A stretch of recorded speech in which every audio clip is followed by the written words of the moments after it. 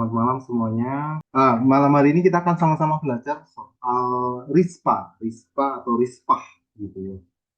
Ini seorang wanita ya yang kemunculannya hanya 2 kali di Alkitab, tetapi menjadi menarik. Kenapa? Karena ada banyak hal yang kita bisa pelajari dari kehidupan Rispa ini. Terus yang saya pikirkan adalah gini. Sebenarnya pembelajaran seperti ini adalah pembelajaran seperti Bible study gitu ya, bukan bukan sebuah khotbah gitu. Kenapa? Karena ada banyak hal yang kita bisa gali, terus kemudian kita bisa telusuri dari aspek budaya, dari aspek situasinya, terus juga dari banyak hal yang kita biasanya kan setiap ayat ketika kita mencoba menafsirkan itu kita mau cari tahu maknanya apa. Apalagi ini dalam konteks perjanjian lama, gitu kan. Terus kita eh, sebagai orang perjanjian baru, apa yang kita dapatkan dari pelajaran di perjanjian lama? Apakah perjanjian lama hanya berlaku untuk orang-orang Yahudi saja, ataukah perjanjian lama juga memiliki gambaran yang kita bisa pelajari uh, untuk orang percaya yang modern sekarang seperti orang-orang perjanjian baru. Nah, bagian-bagian yang seperti itu mestinya banyak digali di dalam Bible study atau pendalaman Alkitab. Cuma sayangnya sejauh yang saya tahu pendalaman Alkitab yang kita temukan jarang sekali menggali hal-hal yang spesifik gitu ya, lebih kepada topik-topik besar atau doktrinal-doktrinal yang besar. Nah, kali ini kita akan coba menggali tentang Rispa. Eh, Ayat yang ada itu cuma satu ayat, 21 ayat 10 dan eh, 2 Samuel 3 itu pun kemunculannya dengan sebuah apa ya, sebuah intrik gitu ya. Nah, Rispa ini gundik atau selirnya Saul. Ketika Saul mati, Rispa diambil sama Abner. Abner itu panglimanya Daud gitu. Terus si anaknya Daud, Abi Boset itu menegur Abner, terus mereka kompromi. Jadi Rispa ini nggak benar-benar nggak dihargai lah. Gitu. Tetapi apa yang kita bisa pelajari dari Rispa? Saya coba gali dari 2 Samuel, terus kemudian ketika saya coba browsing-browsing, terus kemudian baca, ada hal yang menarik yang ternyata terjadi sama kehidupan Rispa dan secara spesifik, secara detail itu ada 3 hal kejadian yang linier. Kejadian yang pertama itu ada di Hakim-Hakim 19, itu tentang bagaimana asal mula atau tempat di mana Rispa tinggal, yaitu kota Gibea. Kota Gibea itu tempat di mana Saul dulu juga tinggal di sana. Terus kemudian uh, kejadian ketika Rispa mendapat mandat anak-anaknya harus dikorbankan gitu, pada zamannya Daud. Dan yang ketiga, peristiwa yang identik sama itu terjadi sama peristiwanya Yesus, kematian Yesus di atas kayu salib di Bukit Golgota. Nah, ketiga hal ini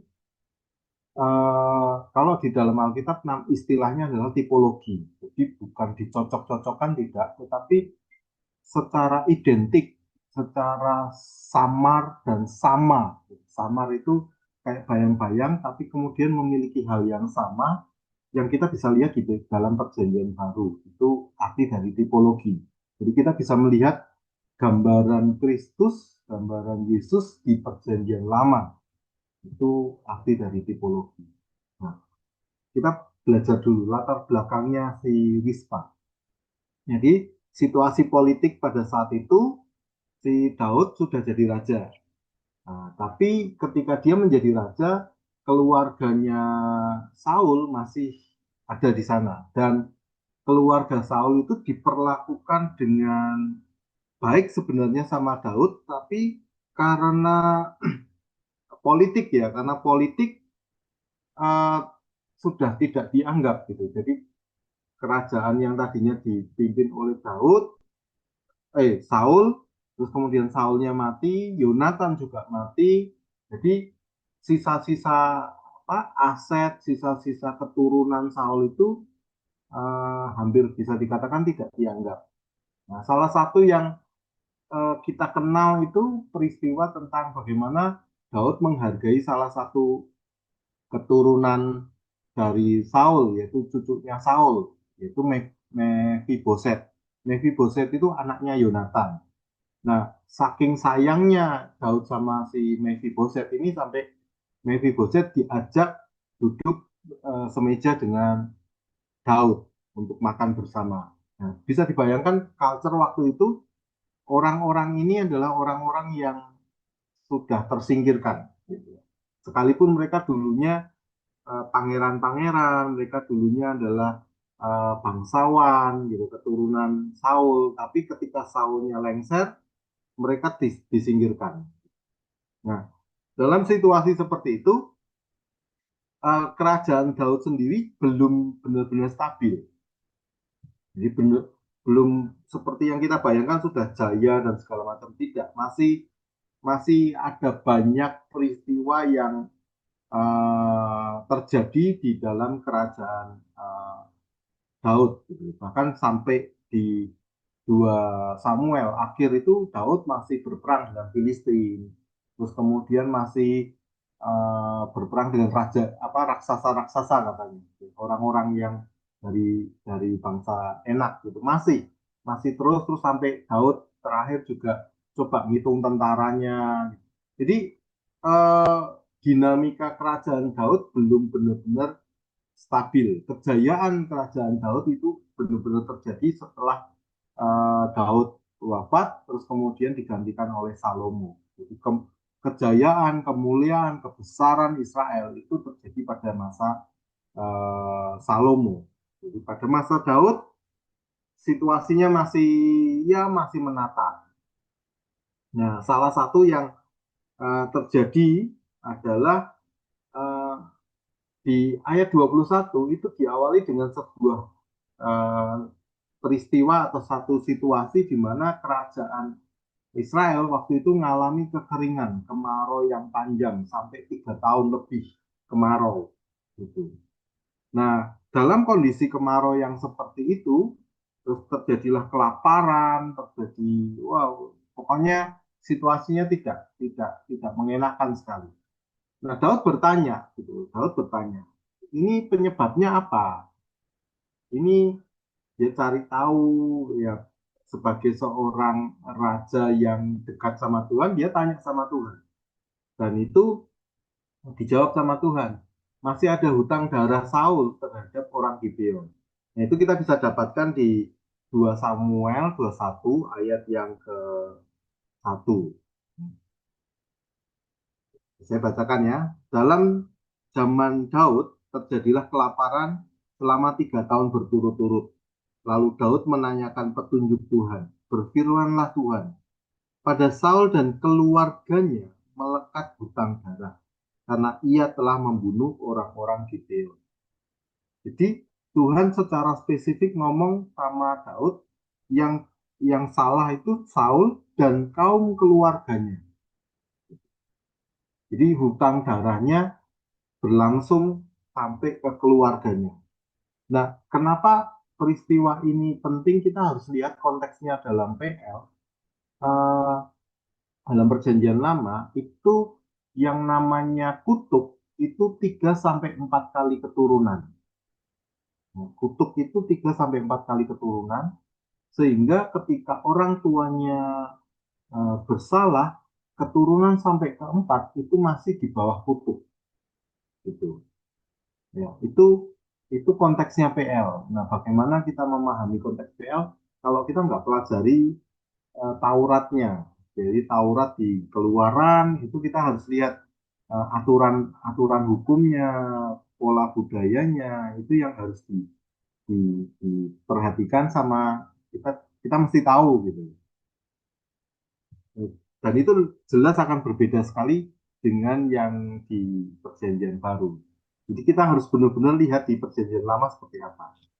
Nah, hutang darahnya Saul ini kepada orang-orang Gibeon sampai Gibeon itu benar-benar tersingkir, dan Gibeon itu apa sampai ngomong gini, saya tuh nggak berani minta gitu, apa emas sama perak atau asetnya Saul saya nggak berani minta, tetapi hutang darah harus dibayar. Itu kata si Gibeon gitu kan. Nah, si Daud pikir bahwa oh itu ya yang jadi permasalahan kenapa bangsa Israel, kerajaan Israel saat itu mengalami kekeringan. Saya tidak tahu mengapa si Daud menafsirkan seperti itu.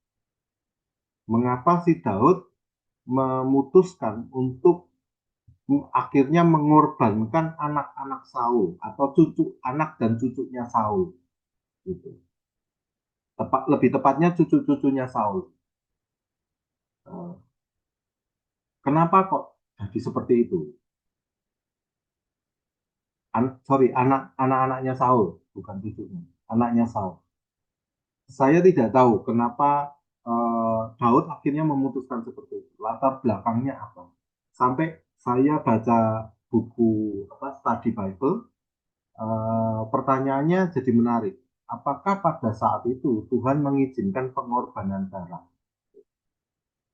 Nah, pengorbanan darah ini kan punya latar belakang, ya, punya background bagaimana eh, bangsa Israel tinggal di tengah-tengah suku-suku bangsa lain. Jadi bahasa pengorbanan sampai mengorbankan anak, mengorbankan darah itu untuk zaman itu sesuatu yang lazim, yang umum gitu. Karena penyembah-penyembah yang lain juga melakukan yang sama. Tapi pertanyaannya, apakah Yahweh juga mengizinkan hal itu? Beberapa beberapa tafsiran itu memberikan sebuah konteks hal itu ketika Abraham mengorbankan Ishak. Kenapa kok mengorbankan Ishak? Kenapa apa yang terbersit di pikirannya Abraham saat itu ketika Tuhan yang didengar oleh Abraham ini minta Ishak gitu. Kenapa enggak? Kenapa enggak Ismail saja? Atau kenapa tidak eh, lembu saja atau apa saja? Karena sebelumnya Abraham pernah mengorbankan lembu kan dibelah gitu terus dia berjalan di tengah-tengahnya itu pernah gitu. Kenapa kok kali ini harus Ishak? Latar belakangnya apa? Gitu. Nah, salah satu apa eh, penafsir gitu ya memberikan gambaran culture-nya, budaya. Bahwa budaya pada masa itu pengorbanan tertinggi, eskalasi pengorbanan tertinggi, ritual tertinggi adalah mengorbankan nyawa, gitu. Sorry, mengorbankan anak. Ada salah seorang hakim yang juga melakukan pengorbanan, ada anaknya, Yefta kalau nggak salah. Yefta itu bilang setelah dia menang perang gitu kan, terus kemudian dia bernazar, siapapun yang masuk ke kerajaannya atau siapapun yang saya lihat pertama kali itu yang akan aku korbankan. Itu nazarnya si Yefta, dan akhirnya anak perempuannya yang seperti itu, terus akhirnya anak perempuannya dikorbankan. Nah, dalam konteks PL, tampaknya Tuhan itu mengizinkan hal-hal yang sadis seperti itu. Nah, itu memang benar-benar harus dipahami konteks budayanya, alasannya. Bukan kita mau belain Tuhan gitu, tidak. Tetapi memang harus benar-benar dipahami situasinya seperti apa. Konteks budayanya sampai penulisan itu menggambarkan situasi yang sesadis itu. Dan untuk konteksnya si Daud saat ini, uh, apakah memang tepat gitu ya, mengorbankan anak-anak uh, Saul itu tujuh tujuh anak gitu. Tujuh anak dikorbankan yang tidak tahu apa-apa, dosanya kan dosanya Saul gitu, dikorbankan yang di selamatkan Mephiboset, anaknya Yonatan, karena Daud menyayangi Mephiboset. Nah, waktu dikorbankan itu, nggak ada yang protes, nggak ada yang menentang, gitu. Terus seakan-akan hal itu menjadi wajar, gitu. Kalau kita baca ya dengan pemikiran sekarang, loh kok jadi wajar sekali si Daud mengorbankan 7. Dan lucunya setelah pengorbanan itu nggak berapa lama, 6 bulan kemudian, kurang dari 1 tahun, itu eh, hujan turun. Kan 3 tahun berturut-turut nggak hujan, 3 tahun berturut-turut kekeringan, kemarau, dan menimbulkan kelaparan, gitu. Tiba-tiba setelah pengorbanan itu hujan turun. Nah, kan jadi rumit gitu ya. Apakah memang jenis pengorbanan seperti itu diizinkan sama Tuhan? Atau jenis pengorbanan itulah pengorbanan yang eh, disetujui sama Tuhan, dianggap itu pengorbanan tertinggi. Nah, kita kalau melihat itu secara real, waduh, benar-benar kacau lah.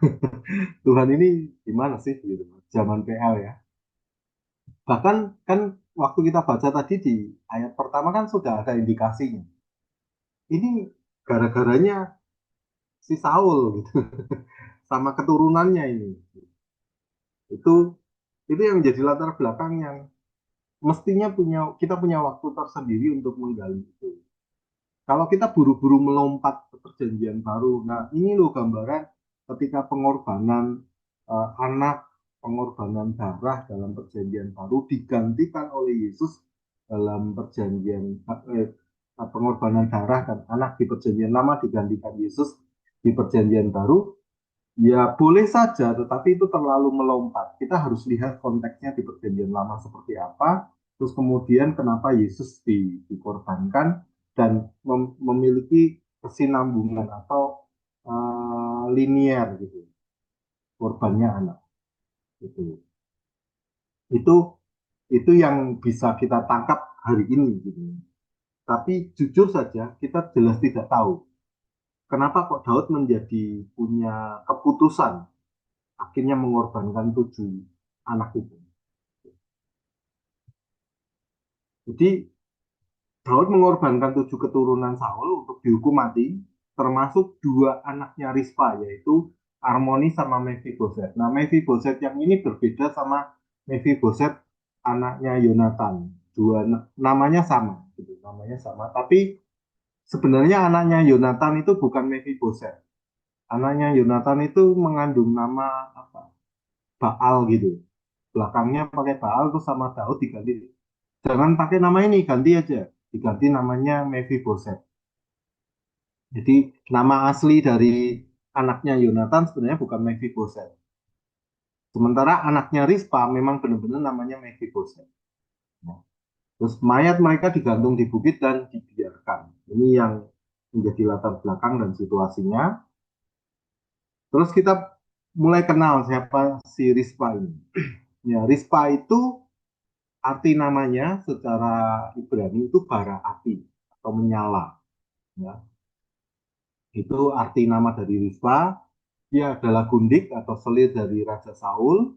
Dia punya 2 anak, 2 putra, Harmoni dan Mephiboset. Ditunjukkan di 2 Samuel 21 ayat 8. Terus dia perempuan kelas 2, tanpa hak waris, tanpa suara politik. Jadi memang benar-benar dia hanya properti, dia benar-benar jadi korban politik. Makanya dia di apa ya, diambil sama si Abner aja, ya nggak bisa protes gitu. Terus Abner berkelahi sama uh, apa Abi Yosef, terus dibilang aku dukung kamu gitu si Abner, dan si siapa si Rispa dibuang gitu aja. di 2 Samuel 3 itu ceritanya di sana. Terus fakta-faktanya si Rispa ini hanya disebutkan 2 kali di Alkitab. Terus setelah Saul mati dia jadi janda yang terlindungi. Maksud dari kata janda terlindungi itu gini, masih dianggap sebagai bagian dari kerajaan, gitu kan. Tetapi sudah tidak punya wewenang apa-apa. Jadi sudah jadi apa ya? Ya semacam properti aja, semacam barang aja, tapi barang milik kerajaan gitu. Gitu. Terus apa? Dia kembali tinggal di Gibea. Nah, ini yang saya mau ceritakan di Gibea. Di Gibea itu 19 sampai 21 di Hakim-Hakim ada sebuah kisah yang menarik. Jadi di Gibea, di kota Gibea, itu kotanya suku Benyamin. Ingat Saul itu uh, asalnya suku Benyamin. Dan di kotanya Saul ini terjadi tragedi mengerikan, yaitu seorang gundik dari Bethlehem ya, diperkosa massal di Gibea semalam suntuk sampai mati. Nah, setelah itu, ini Alkitab, kisah Alkitab yang menurut saya paling kejam. Ya. Cuma memang jarang diceritakan kan bagian ini.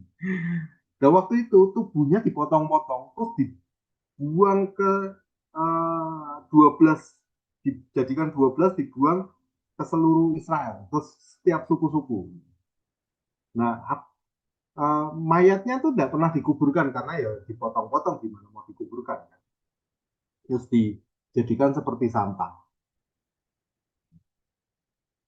Nggak tahu cerita ini tiba-tiba dimunculkan gitu aja waktu saya coba selidiki Rispa kan saya selidiki apa itu Gibeon, apa itu Gibea gitu kan. Gibeon sama Gibea lain ya. Ya, Gibeon itu orang-orang, gitu. Gibea itu kota. Saya cari satu-satu gitu kan, apa artinya ini, namanya satu-satu saya cari gitu. Supaya saya menemukan apa ya, pasalnya, maksudnya apa gitu. Nah, dari GBA ini tragedi itu menimbulkan pertama perang saudara. Nah, siap, kutuknya itu perang saudara. Terus suku Benyamin hampir dimusnahkan gara-gara peristiwa ini. Hanya tersisa 600 orang laki-laki. Terus Gibea itu simbol kekejaman dan kutuk sepanjang sejarah Islam. Tapi Gibea ini jarang dibahas. Nah, kebetulan pas waktu kita mau bahas Rispa ini muncul gitu ya. Kenapa muncul? Karena Rispa itu tinggalnya di sana. Jadi Rispa itu tinggalnya di Gibea. Terus anak-anaknya waktu digantung bersama dengan 5 saudara seayahnya itu, anak-anaknya Saul itu digantung di bukit di Gibea juga. 2 Samuel 21 ayat 9. Jadi di Gibea yang sama, di kota yang sama tempatnya Saul, itu tragedi Hakim-Hakim 19 terjadilah. Nah, waktu si apa Daud memutuskan untuk 2 anaknya Rispa ini hukum mati, Rispa nggak punya pilihan. Kali lagi dia warga kelas 2. Ya. Dia nggak punya pilihan, dia nggak bisa ngomong. Gitu. Anak-anaknya ini dihukum bukan karena mereka berdosa, tetapi karena dosa leluhurnya, dosa Saul. Ya. Dan secara budaya kolektif zaman itu sah. Gitu. Istilahnya yang utang bapaknya yang bayar anaknya. Itu konsep budaya pada saat itu. Jadi hal-hal kayak gini mungkin jarang ya dikupas gitu ya. Tapi di PL, di Perjanjian Lama, khususnya budaya-budaya yang ada pada zaman itu, ya paling tidak kita harus harus dipelajari gitu ya. Itu sah dan eh, menebus hutang orang tuanya itu ya anaknya disodorkan gitu. Kita kan eh, ya sering baca juga kan ketika ada nabi-nabi yang nggak bisa bayar utang, anak-anaknya diambil gitu kan sama si penagih utang gitu. Diambil gitu. Terus kemudian ketika peristiwa-peristiwa di mana yang nanti gantiin kalau nggak anaknya, bahkan istrinya juga dilelang gitu kan, diberikan. Itu culture-nya, budaya yang ada di sana di Timur Tengah sana pada masa itu gitu. Nah, pada masa sekarang nggak tahu perkembangan dan peradabannya seperti apa. Tentunya sedikit berbeda, tetapi mereka punya akar yang seperti itu. Jadi ketika kita baca Alkitab, kita juga baca melihat struktur budaya dan sejarah. Jadi tidak harus diambil secara literal gitu atau apa ya. Ya tertulisnya seperti itu ya dilakukan seperti itu ya enggak kayak gitu baca Alkitab gitu. Nah, harus dilihat konteks budaya, konteks sejarahnya seperti apa gitu ya. Nah, terus kemudian apa yang dilakukan oleh Rispa?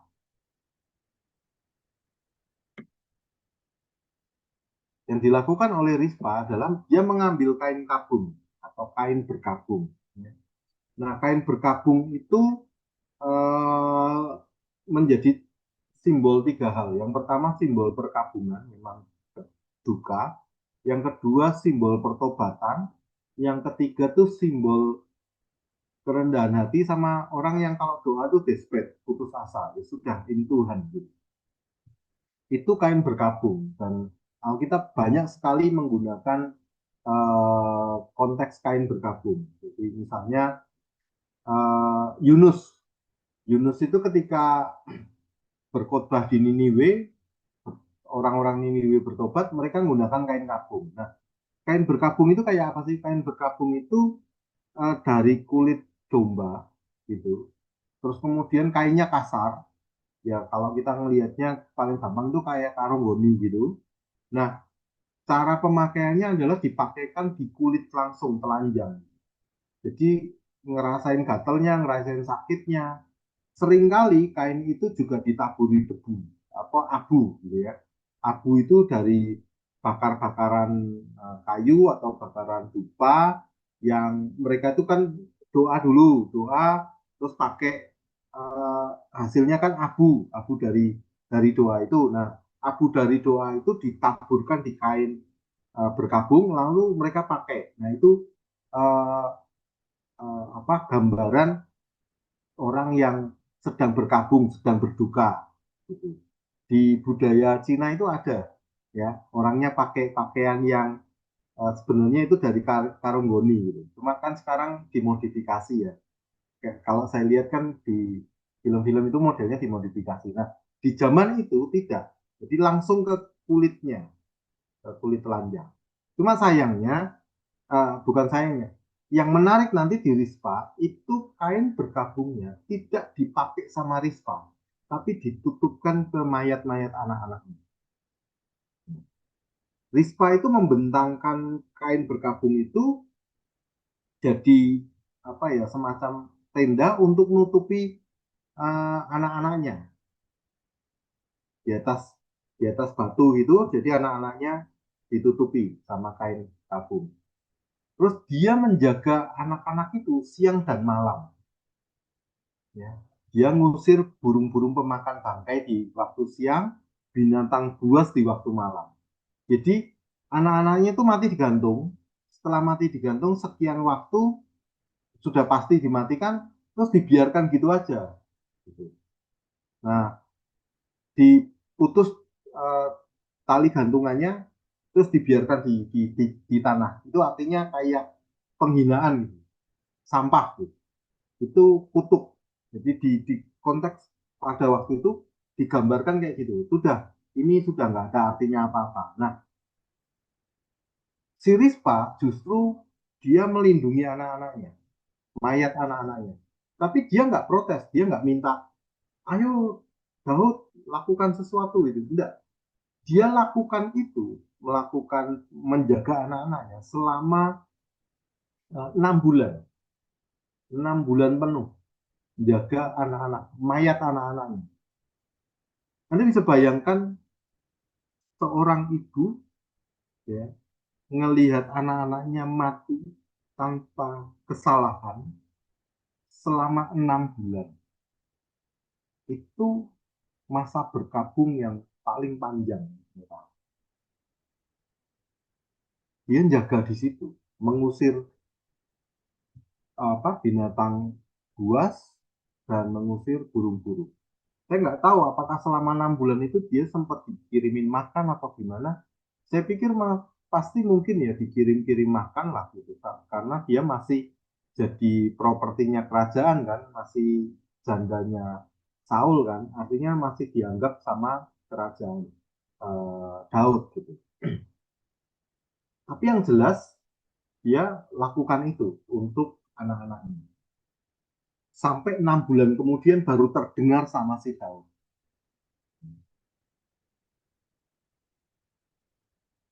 Eh, kita lihat selanjutnya. Nah, yang di GBA itu gambarannya apa? Di GBA 19, tubuh gundiknya tadi kan ditelantarkan, dipotong-potong, tidak dikuburkan. Yang dilakukan sama Rispa itu dia menudungi tubuh anak-anaknya dengan kain kabuk. Jadi Rispa itu punya beban moral sama beban mental itu tidak sekedar sama anak-anaknya, tidak sekedar sama Daud, sama bangsa Israel, tetapi juga sama sukunya sendiri, karena dia orang Gibea. Dia pasti tahu kisah itu. Dia pasti tahu apa yang terjadi di Gibea. Nah, apa yang dia lakukan ketika dia menudungi anak-anaknya itu sebenarnya relate dengan apa yang dia sedang lakukan untuk uh, Gundik yang diperkosa di Gibea. Jadi waktu di hakim-hakim itu terjadi kutuk begitu rupa sama suku Benyamin, si Rispa itu mencoba untuk memulihkan hal itu. Pada masa di Gibea perempuan itu nggak dianggap sampah gitu. Di masanya Rispa itu berdiri menghormati mayat anak-anaknya dan dia jadi wanita yang terhormat. Dia gundik, tidak punya jabatan, tidak punya hak waris, tidak punya apa, tapi dia jadi intersit, jadi apa ya, penghubung gitu, antara Gibea dan pemulihan. Kalau di Gibea terjadinya tempat kekejaman dan penghinaan, di Samuel, di Rispa, dia menunjukkan kasih dan kesetiaan. Jadi beban yang uh, Rispa tanggung gitu. Ini kalau mau dibilang cocok logi ya silahkan gitu. Tetapi saya jadi tertarik sekali kenapa kok di GBA terus kemudian relate sekali peristiwanya gitu kan. Kenapa tadinya perempuan yang tidak dianggap terus kemudian muncullah perempuan bernama Rispa ini.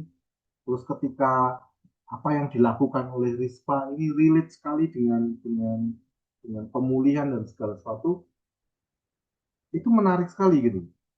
Jadi kalau kita baca ya, katakanlah kita baca Hakim-Hakim 19. Sudah selesai, sudah. Artinya ceritanya gitu, eh, terus kemudian terjadi kutub, habis-habisan perang dan segala selesai. Tapi entah kenapa Alkitab itu mencatat Rispa dan kemudian memberikan identifikasi yang uh, secara detail dan spesifik. Rispa berasal dari Gibea. Dia kan anaknya ayah, bapaknya binti ayah. ayah itu dari Gibea dan Gibea itu asalnya si Saul. Jadi kayak kayak terkoneksi sekian sekian tahun, sekian puluh tahun gitu, ter, terkoneksi begitu begitu aja. Ini yang menarik dari Alkitab kita. Gitu. Bukan sengaja dicocok-cocokkan tidak, tetapi memang ada relasinya, ada hubungannya. Jadi di tempat yang sama, Gibea, tubuh perempuan yang dinajiskan itu sama Rispa dibalik dengan dia menghormati. Kan tubuhnya dicacah, dijadikan 12, dibuang kayak sampah, sama Rispa tidak. Dia dibalikkan, dia hormati tubuh anak-anaknya. Anak-anaknya kan eh, korban terkutuk ini, kan mati di tiang gitu kan, korban terkutuk. Tetapi sama Rispa tidak, eh, dia hormati. Di tempat yang sama juga di Gibea, di mana kutuk dimulai, Rispa memutuskan gitu kan, atau mengambil peran untuk memulihkan. Jadi Rispa secara simbolik itu menebus dosa Gibea, menebus dosa kotanya, membalikkan kutuk menjadi berkat. Jadi itu selesai sama Rispa. Nah, di perjanjian lama saja kita sudah bisa lihat bagaimana terkoneksinya antara uh, kisah-kisah di masa lalu dan pada saat Rispa. Nanti kita akan lihat di perjanjian baru di Yesus. Kenapa kok hal ini penting? Gitu? Kita pelajari. Pertama, Rispa itu nggak protes dengan kata-kata, tapi dia dengan kehadirannya dia. Saya lompat soal perjanjian baru. Ada orang kayak gini, tanya, kenapa kok Yesus itu tidak uh, datang pada waktu manusia pas kacau-kacaunya gitu. Terus kemudian dia ngomong aja sudah selesai kan. Kenapa kok dia harus hadir sebagai manusia? Dan ini jadi alasan yang menarik kenapa Yesus harus hadir inkarnasi menjadi manusia dan tidak hanya dengan kata-kata saja. Bukankah dia bisa saja kan? Dia menciptakan alam semesta ini, menciptakan manusia dengan kata-kata aja bisa. Tetapi kenapa dia harus hadir? Nah, Rispa ini jadi gambaran yang menarik tentang Yesus. Rispa bukan Yesus, bukan. Tetapi Rispa menjadi tipologi Yesus yang tidak sekedar ngomong, berfirman gitu, tidak sekedar apa ya, menasehati saja gitu, atau menegur atau memerintahkan tidak. Tapi Rispa hadir, Rispa hadir. Nah, kalau dulu saya diajari soal Rispa itu tentang penggembalaan. Penggembalaan itu bukan orang yang khotbah gitu. Tetapi penggembalaan adalah orang yang hadir. Khotbah itu mudah dilupakan, tetapi kehadiran itu akan sulit dilupakan. Dulu saya diajari penggembalaan sama hamba Tuhan dari luar gitu.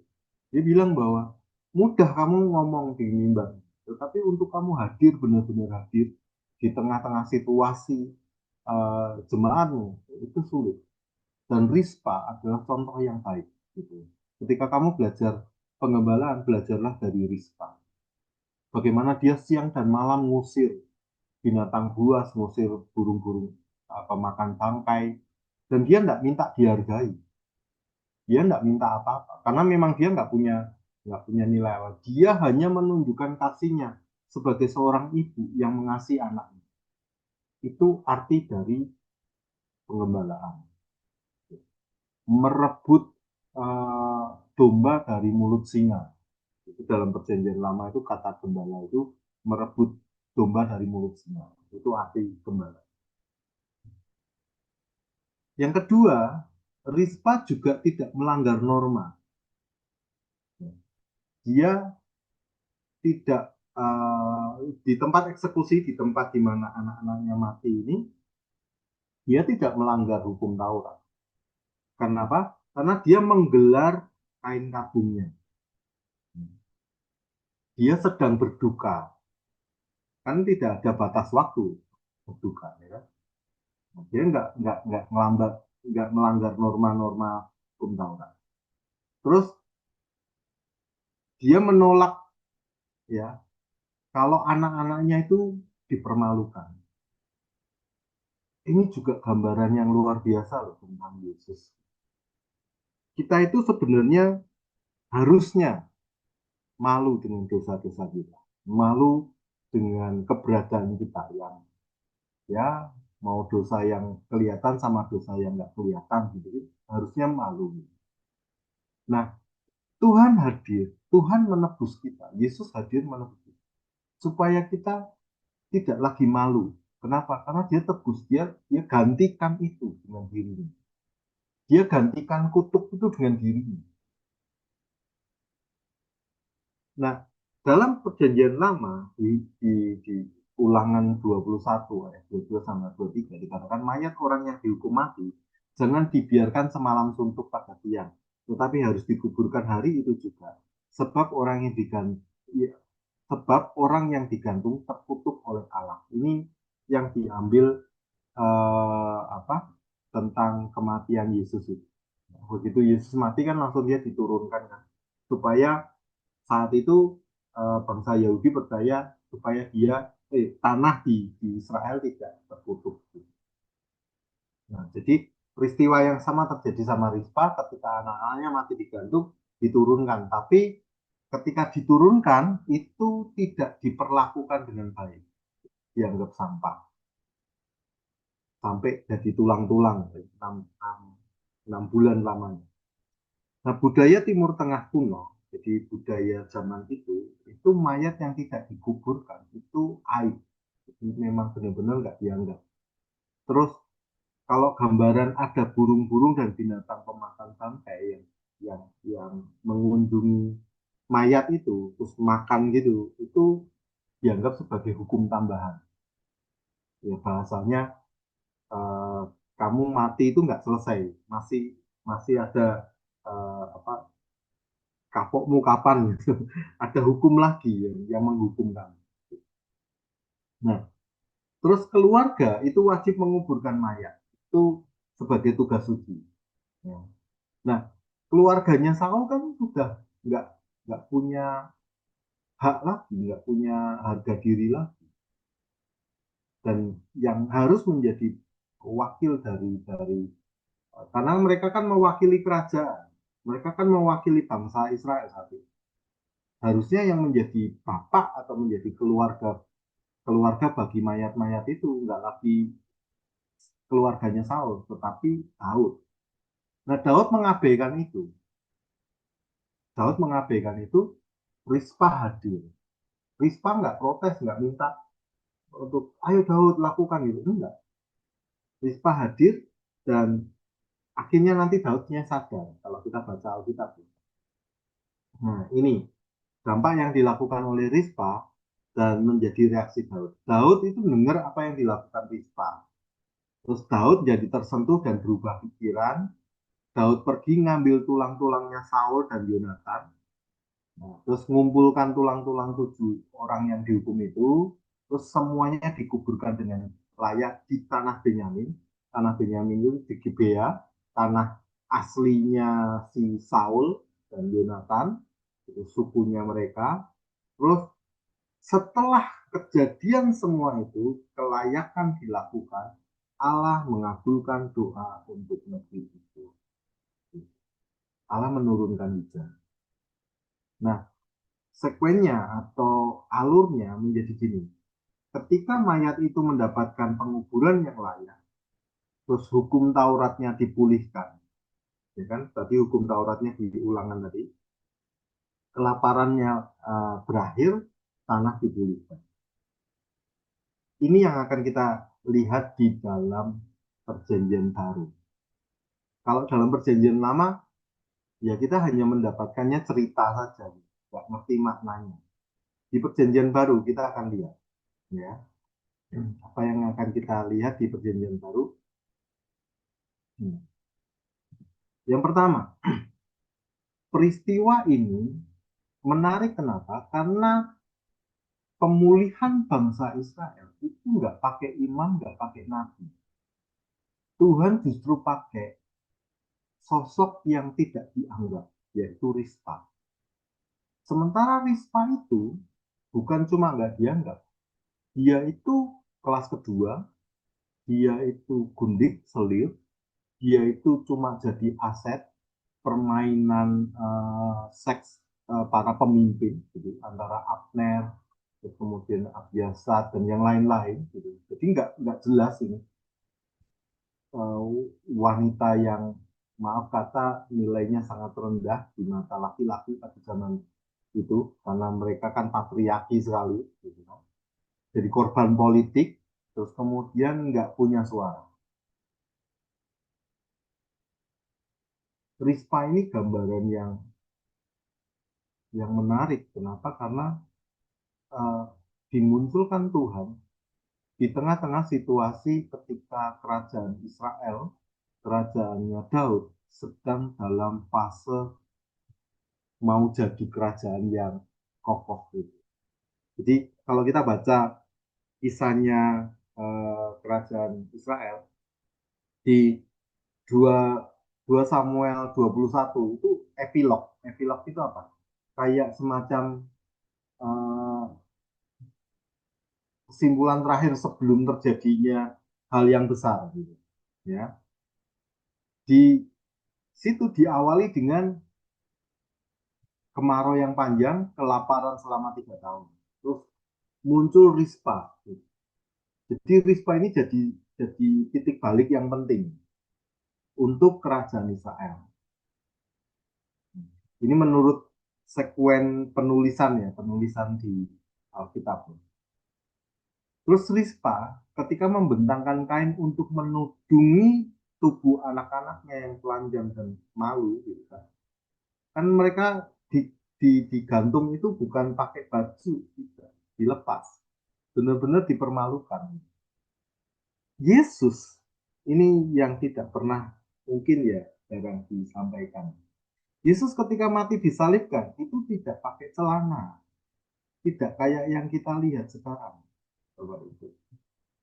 Ya, memang benar-benar dia dipermalukan. Kan jubahnya diambil dan jubah itu satu-satunya yang menutupi tubuhnya. Saya tidak tahu pasti apakah pakai celana dalam atau gimana, tapi yang jelas benar-benar telanjang. Entah itu full atau hanya sebagian aja, tidak tahu. Tapi benar-benar kata telanjang itu benar-benar mempermalukan Yesus. Dan zaman itu, zaman PL, hal itu menjadi hal yang biasa untuk mempermalukan. Dan Risma melakukan hal yang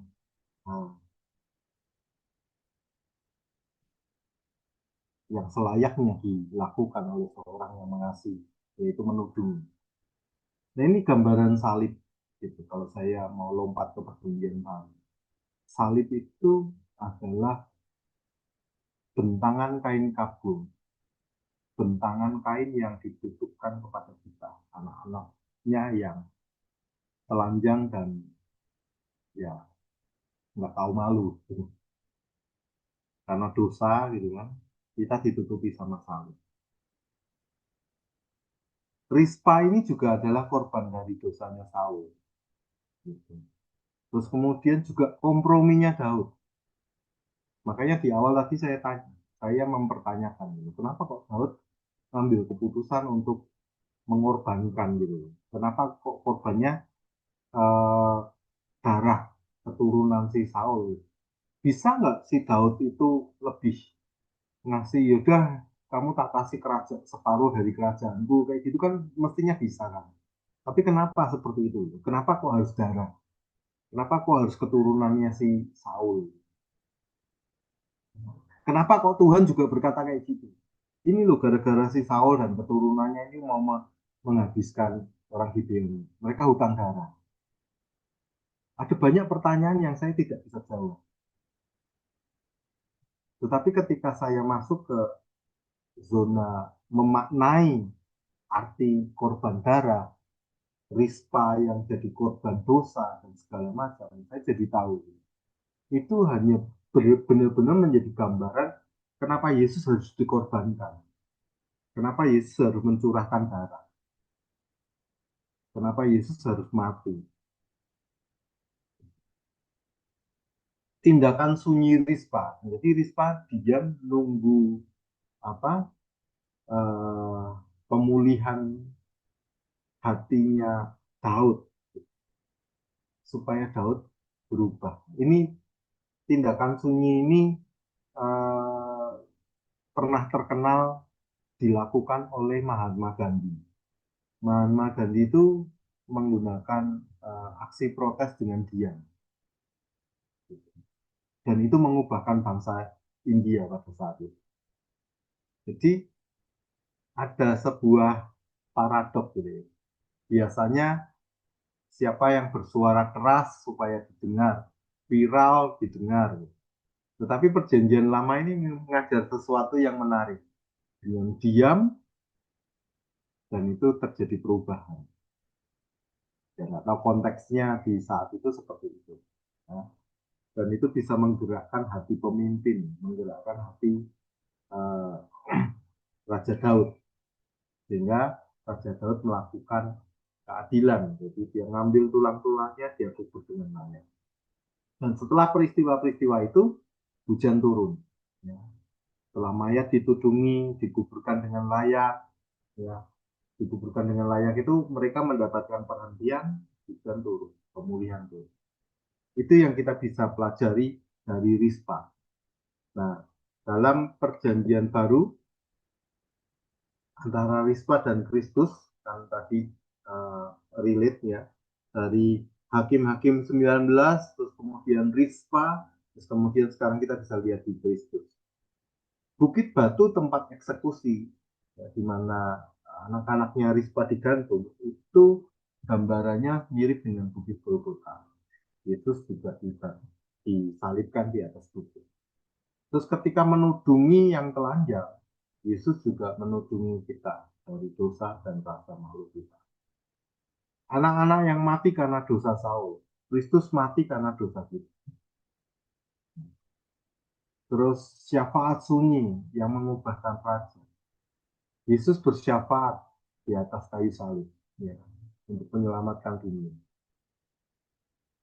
Di atas kayu salib Yesus masih berdoa buat kita sebelum mengembuskan nafasnya yang terakhir. Rispa bertahan 6 bulan sampai selesai. Yesus bertahan dan berkata, sudah selesai. Ini. Kalau Rispa mengusir burung dan binatang buas, Kristus itu mengalahkan kuasa maut. Dan Rispa mendapatkan bagian pemulihan yaitu hujan setelah duka, duka seluruh bangsa ya, nggak cuma dukanya Rispa aja, seluruh bangsa. Di dalam Kristus, Roh Kudus dicurahkan setelah kebangkitan, mendapatkan pemulihan gitu. Ya, yang paling kelihatan pemulihan adalah murid-murid Yesus. Murid-murid Yesus kan ketika Yesus mati dikuburkan buyar mereka. Tetapi ketika Yesus dibangkitkan dan Roh Kudus dicurahkan, pemulihan kehidupan murid-murid luar biasa. Dari yang tadinya kabur semua, jadi ngumpul jadi pasukan martir, siap mati. Itu pemulihan yang luar biasa. 1 Petrus 2 ayat 24 berkata, ia sendiri telah menanggung dosa kita di dalam tubuhnya di kayu salib, supaya kita yang telah mati terhadap dosa, hidup untuk kebenaran. Oleh luka-lukanya, ini yang paling sering dikutip ya, oleh bilur-bilurnya, kamu telah sembuh. Kata sembuh ini bukan sembuh soal sembuh fisik, tetapi sembuh dari dosa-dosa yang kita tanggung, gitu. Terus kemudian kita menjadi hidup dalam kebenaran. Dan ini jadi latar belakang sebenarnya ayat atau kisah dari Rispa untuk kita bisa melihat karya salib dengan lebih jelas. Jadi, Itu yang bisa saya bagikan. Terima kasih. Tuhan Yesus memberkati kita semua. Ya. Saya kembalikan Bu Ayu.